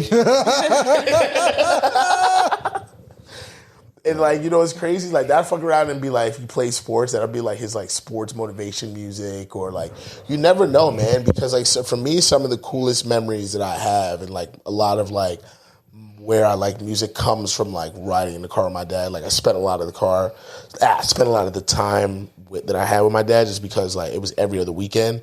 And I lived in South Brunswick. He lived up in like this area, like Essex County, like Union, wherever. So like the real Jersey. Yeah, whatever. Like sure. I mean, if it's in the border, then it's. But either way, like it was like a 45-minute car ride when he picked me up and when he came home, when I went home. So it was like, and then it was like, I spent a lot of time driving around doing different things. So it's like, that's what me and my dad did. So he, like all the new hip hop albums, like that's where I heard The Blueprint for the first time, the Rock Dynasty albums. That's where I've heard all like Biggie shit. Cause my mom was listening to like Lauryn Hill, Jill Scott, like that type shit. So that's why I can go from over there and do that. And then I can go over here. But like those memories to me are like real important because like at the end of the day, like we're human beings and that like riding in the car, we take for granted because we get to so many places so fast. But like people used to walk on those journeys and it's journeys true. in any way, shape or form that we look at them.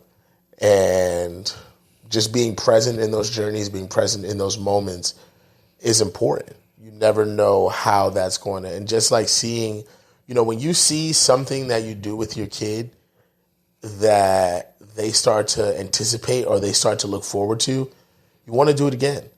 You want to, you know, it's like, because like, oh, all right, cool. Like you really fuck with that.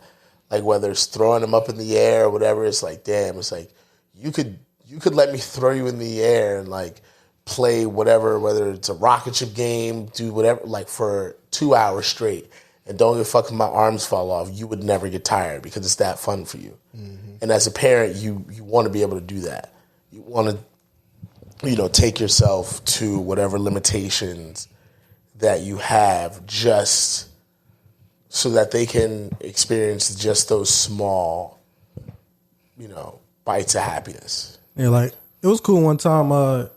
He came over and we watched him, and he was watching me play 2K, and then he was just like picking stuff up and just like looking for circles to like throw it in. That shit was kind of cool to me. I ain't gonna lie. That shit was kind of cool.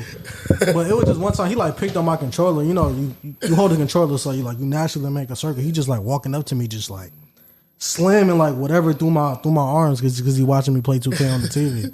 That shit was kind of cool to me. I ain't gonna lie. Yeah, because they sit there and it's like, oh, this is what's cool. Like, and that's where, you know, you really see like, all right, cool. Like the things that you enjoy, like parents have an opportunity to mold that, and probably up to a certain extent, because there's always going to be something that catches your eye. There's going to be something that catches TJ's eye at some point, maybe, that I'm just like, yo, that shit's not it, bro. Like I know from my dad, and like I like a lot of shit that like my dad, like my parents, like just like, yo, what the fuck, like. I'm a chef, bro. Like I'm a pot smoking chef. Like if you ask anybody when I grew up, they would have said I was gonna be like somebody's lawyer, somebody's like something along in one of those like fields. You would have never thought that this is who I would have been. And it's like I used to like shit like anime. They were like niggas did not support that. Like niggas did not want to buy me Yu-Gi-Oh cards. Like nigga, I had a dual disc. Nigga, I was in the living room with my nigga James, like really in this Yu-Gi-Oh shit, bro. Collecting the cards, like yeah, I definitely had a big deck of Yu-Gi-Oh cards. Come on, Shake. And I ain't gonna lie, when it's time to him to actually play the game, he gonna get this work from me. I ain't gonna lie. Yo, what? Giving him 100 ball. 1,000 wow. Speaking of anime, do you remember when we were kids and what is Zig doing? Being himself. Continue. Do you remember when we were kids and we weren't allowed to watch anime?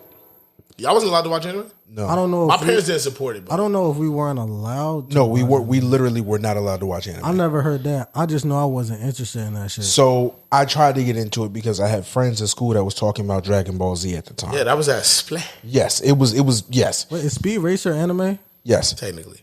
Because I watched a shitload of Speed Racer. Yeah, but it's not Dragon Ball Z. It don't pop out like anime. It just look like a Japanese race car cartoon. So that's probably why niggas got that. Teen Titans is considered anime too, but they don't talk about that.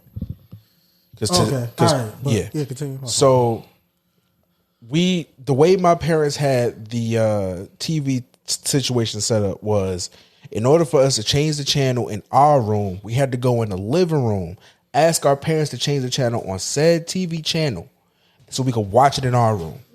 So I asked my dad, I was like, Dad, can you put it on Cartoon Network? You had to ask to change the channel? Because it was in the living room, yeah. Oh, okay. So I asked my dad. Memory, so I mean, yeah, you have shit memory. Yeah, my memory is bad. I had to ask my dad. I was like, Dad, can you put it on Cartoon Network? Now at the time, Cartoon Network. What came after Cartoon Network? It was what?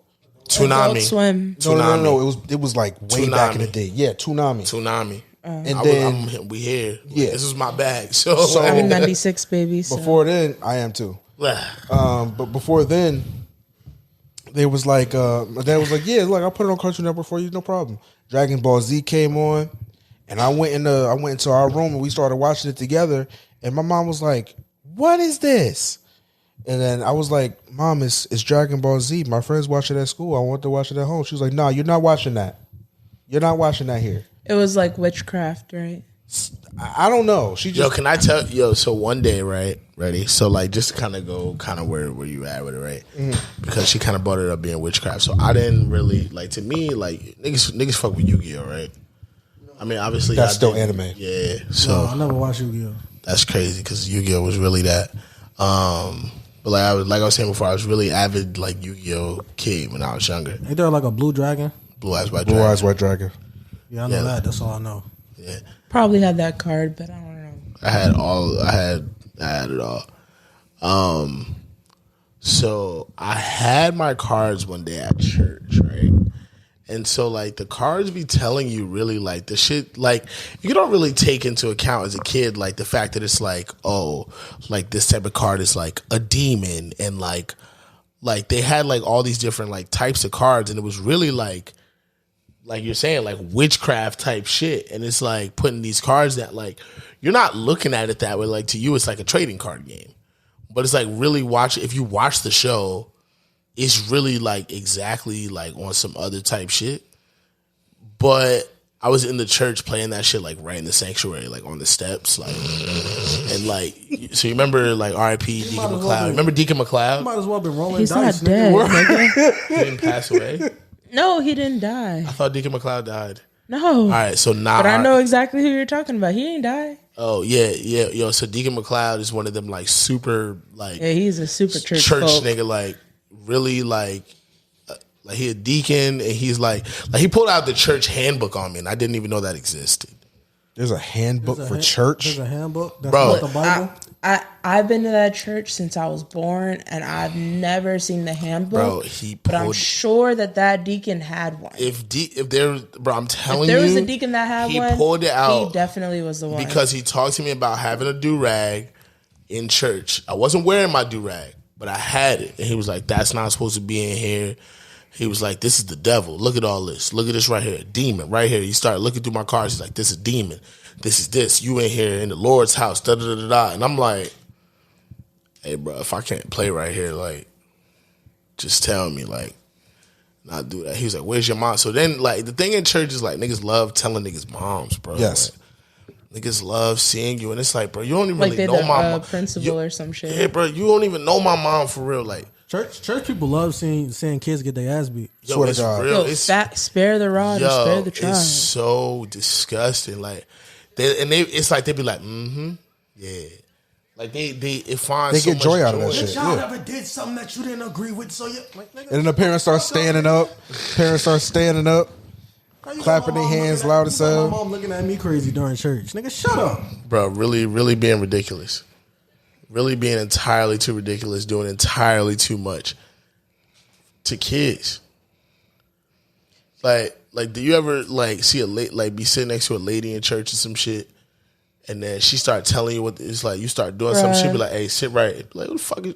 Bruh, I went to this. I'm not gonna put the church out there, but I went to this church. Nah, do it. Now that they're listening to us anyway. Facts. I went to Agape, I went to Agape in Rahway, and I was wearing a jean skirt, and my mom was like, "Oh, you should put leggings under that skirt because they may have a problem with your skirt." And I was already like thick since I was like 3, so. Thought you're supposed to come as you are. Fat, bro, facts. So I was wearing a jean skirt, jean jacket. I was cute, and I got to that church and I sat down, and all the like church elders came and flocked over to me and gave me a blanket to wear over my legs. I know you lying. I had to wear we talking about church. I had to wear a blanket over my legs. My skirt was not that short. And my mom even did the hand test because she was like, I don't know, like maybe, but like I'm a thicker kid. Like I'm not like, I don't know. But at the end of the day, it's like church folk be wildin'. Facts. It's a really, as people community, I don't get too much into that no more. That's not where I'm at. But it's just very interesting, that community though, like maybe not, the way they do it, but community in itself because I think that, those people at some point did something for our generation that the younger generation don't have. Like we was talking about before, the younger generation don't have no old heads. Those was old heads. Like now, like you just said it, the older women in the church.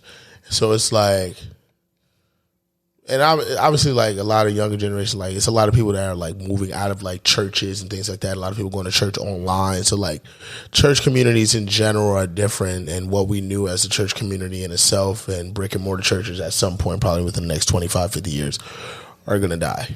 Yeah, I mean, they say come as you are. If the son that ain't been to church in 20 years come in a sweatsuit, like in my opinion, you shouldn't talk about it. Like he came in a sweatsuit, he came to church. I think that's the bigger picture is that he came to church. But then them church folk, they gonna talk about it we also the whole week until the next person. We were taught as kids, and like big shout out to Mike Penix for just being the spearhead. Like in our church, we had this shit was called Jam. Well, I don't want to say this shit, but like it was called Jam. It was Jesus and me, and essentially it was like it was church ran by kids. Like we ran that shit. Like generations before us ran that shit. You can come in a sweatsuit. Jeans. You can come in jeans, ripped jeans. It don't matter how you came, as long as you came to Jam. You got the word. Niggas had communion. And it was literally like the sermon was called the word. It wasn't called the sermon. So it was cool. So it's like your church not like that no more. But it was like even having on those like programs. Even on third Sundays, like we would have like the kids program.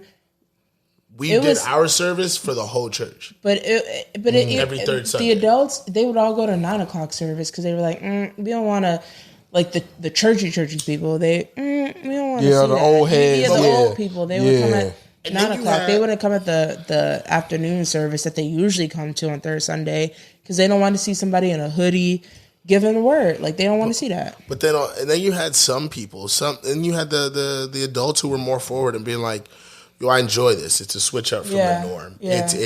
They definitely, embraced us coming in and doing something different.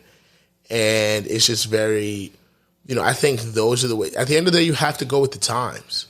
Yes. You can't like, and I'm not saying like some of these churches be wild. Like I've seen some churches online where they be like twerking and doing all types of nut shit. Like to me, that's not like you getting a little too far away from shit, but you have to market yourself to like, whatever it is you're trying to get to people, you have to make it marketable. You have to make it marketable and comfortable for them. Yeah. If you're trying to reach people, who are you trying to reach? Are you trying to reach your community or everybody?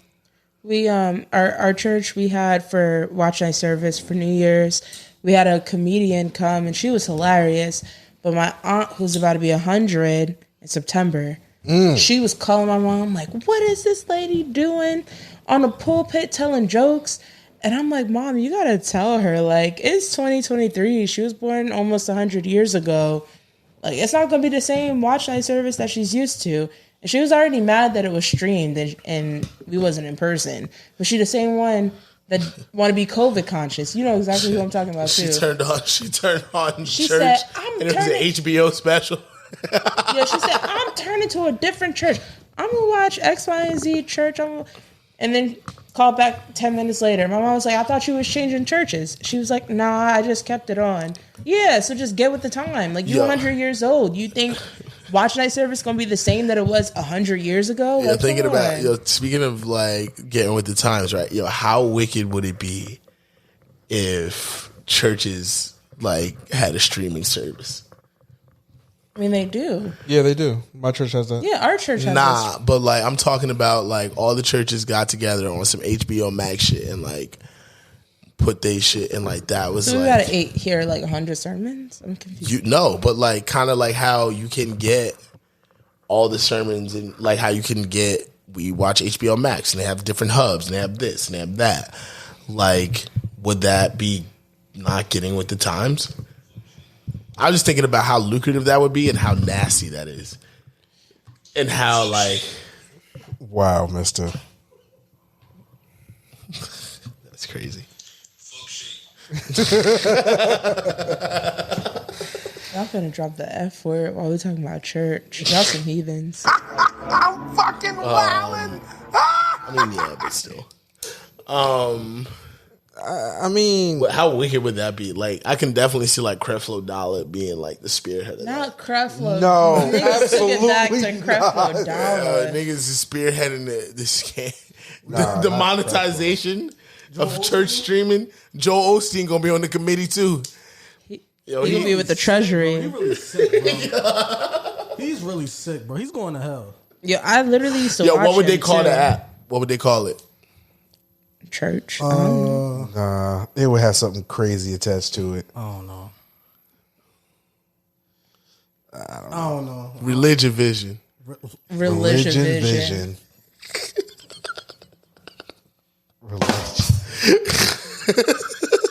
Religion Vision is crazy. Yeah, that's nuts. That's nuts. Religion Vision. Nah, Religion Vision. Religion Vision. Man, because you gotta be able to get all religions on there. You feel me? You want the ox to be able to get their shit too. Yeah, bro. We getting this money the right way. And yo, remember when this shit come out, just remember where y'all heard this shit first, because it's gonna happen. It's gonna happen. Y'all, speaking of religion, I seen this funny ass tweet. Somebody posted their baby. It was like first day of Ramadan, and then somebody put under the tweet, "Y'all gonna starve the baby?" Wow.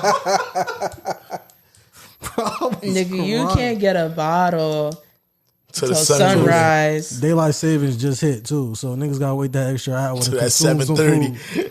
Fuck out of here, bro. Niggas be playing sports and can't drink no water, bro. Yo, Lenny, did you see Lenny's tweet? No. Yo, this nigga Lenny was like, he was like, yo, I be feeling so bad for my Muslim athletes because they be so thirsty, but we not changing this workout, baby. We got shit to do. I'm dead. Facts. Nigga said, you gonna be great or not? Bro, I told niggas in the chat the other day that I was eating like pork fried rice. And the nigga said during Ramadan, I said, nigga, I am not Ramadanian, nigga. I'm not Ramadanian. That's wild. Ramadanian. Yo, shout out to the Ramadanians for real. You gonna co-sign? I love all breeds of ignorance, so of course I'm gonna co-sign. Jesus, man. But nah, with all due respect, shout out to everybody that's participating in Ramadan. Since we talking about religion, Here we go.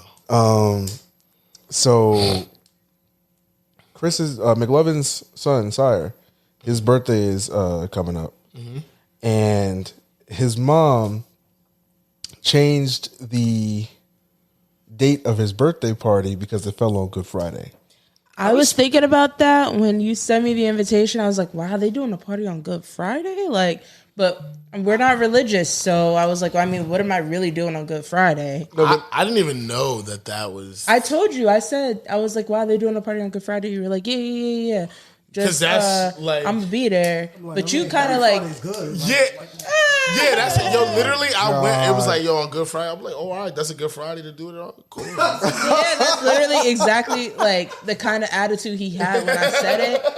And I was like, oh, okay, yeah. Okay, so I guess we're going on a Good Friday too. Sidebar, you know they changed the date though, right? April Fool's. Yeah. Okay.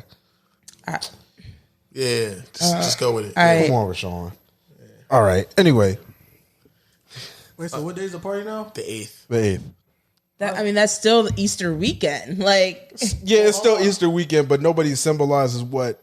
I mean, so my real plans on Good Friday Bro, was to go to the... Lil Man got to have his birthday party. Like, my real plans on Good Friday was to go to the Philly Zoo. So in my non-religious head, I was like, well, I mean, it's either go to the Philly Zoo or go to the birthday party. We're going to go to the birthday party, and that's just going to be that. But, I mean, now I guess we're going to do both. Because one is on a Friday, one is on a Saturday, so it don't matter. That's a lot of moving around, I ain't going to lie. Listen, TJ more booked and busy than I am. He got youth. He got that one. Yeah, he definitely got youth on his side. Yeah. TJ had 3 birthday parties in one day, so Jesus, we made it happen. We went to all 3. He got youth. He don't got bills. Nope. He got free meals. Yep. Like sleep in the car. Sleep. Just cause all our birthdays coming up. Hey, Aries gang. Wait. Well, the 3 of y'all. Yeah, my birthday's in June. Aries gang. Oh yeah, this is the month where I really go broke. Because everybody I know's birthday is in April. Yours, auntie, uncles, y'all's. Yeah. Who else? Bro, all I want for my birthday is a bottle of Gatorade. All I want for my birthday is a. Shit on my birthday? When I ever ask for a gift, bro. Never, right? Exactly. No. But here's the thing: a fucking bottle of Gatorade, bro. That's one less bottle of Gatorade I have to pay for. I'm gonna buy it anyway. You buy it. Yeah. All I want for my birthday is a case gang. All I want for my birthday is a Cuban link. Oh, okay. You want to link a Cuban nigga? No, I want a Cuban link, the necklace. It's a necklace? Yeah. I'm thinking she want to fly to Cuba and. Hell, I don't want no Cubana. I'm dead serious. I didn't even know that's what that was called. No, I want a Cuban link. A real one or a fake one? A real one, 10K. I go starting. 10K what? Money. US dollar. US? Yeah. Like United States or us? United States, 10K. Usher starting. Bucks. All right, TJ got you. Usher Bucks is crazy shit. Yeah. TJ got you about 18 years when he dunking and doing windmills and shit. Hell like yeah, that. and I told him he gonna give me his first check. He said, okay, mommy. The whole check? The whole check. So he can't buy him like... Nope. It's not happening. I got Llama on all the contracts. You got Llama as his agent? Yeah, it's already signed. Him and Titan. And if Winter decides she's gonna do sports, her too. They already have their agent. Yo, have y'all been watching? Y'all probably ain't been watching. But have y'all been watching like the Women's March Madness? Yo, did you see that, Clark? Yo, did you see the girl giving niggas 41 with the triple thump? Yo, you talking about that white girl? Yo, what? That white girl from Iowa? That hit the John Cena. The John Cena? Crazy, bro. Bro, she was wilding, bro. Wilding. Steph Curry type pulling on people, bro. Like, and they feel like, no, I really don't respect you. I think I retweeted. I digress. I think I retweeted it on the podcast. 40-point triple-double in a women's game is insane. Bro, and tweaking, bro. 40-point triple-double, bro. And what was crazier is when they started to double her, like her team wasn't missing shots. Yeah. That's what was crazy. Like her team was not missing shots, like at all. Somebody put on Twitter that like they think that the women's college basketball is a better product than the WNBA, and I'm like, bro, it is, bro. I watch this shit every year, bro. Like, and it's because like college students, it don't matter what sport, they go up for their school. Yes, they do. Yeah. So like them seats be filled, bro. It's like, you know what? We're gonna go out here and support the homies because like fuck it. They could have like one class with so-and-so and be like, nah, she mad cool. Like, we about to go. They rarely even got classes with them. They be having private classes. And the tickets, you probably know listen, better. Niggas can't follow directions for nothing, but a WVU game, when it's Gold Rush, niggas know if I'm in this stand, I'm wearing yellow. If I'm in this stand, I'm wearing blue. Yeah, facts. Well, you know the funny thing is that, I don't know if you guys have noticed it, but the women's tournament has been gaining a lot more traction than the men's. And even with all the upsets that's going on in the men's bracket, the women's bracket is more entertaining. I don't really think you're correct in that. Cause I think it's the case this year because of how the men's bracket is going. Like all the good teams got eliminated early, bro. That's true. Duke got eliminated in what, round of 32? I think this is like the first like Final Four where there's no number ones in the tournament, bro. Right. They all got eliminated. That's true. And like women's college basketball, their tournament has been a good product for years. Like I was watching back when fucking Skylar Diggins was back there balling. I haven't really been I haven't paid attention to any like basketball for real until maybe last year, 2 years. No, last year, when Notre Dame was running it up. I think they women's? Yeah. That might have been like 3 years ago because it was Arike Agumbawale, her squad, Notre Dame. Batamute? All right, bro. But yeah, they was tweaking. Yeah, she's nice. She's tough. No, but there's this one girl that plays for Notre Dame. I forgot her name, but she has the same last name as us. And she's like the star on the team. She's a sophomore. Bro, have you seen the high school girls that are about to come into college? No, I'm not Drake. Wow. This has been episode 96 Under Regulation Podcast. I am one of your hosts, Sheik. Boop nuke. It's your boy BDT. Why would you say that? Bro, they said he'd be texting high school girls about basketball, right? Uh-huh. That's what they said. Beamen has done it again. Neesh. At Love the Neesh on all social media platforms. MUVANESH. Thank you for coming. That's just what they said. I'm just relaying the message. And that's it, Sean. You can take us out of here. Fuck, mister. I put it on my tray. One day we is gonna be paid. So I'ma work every day till I get the finish rate. Yeah.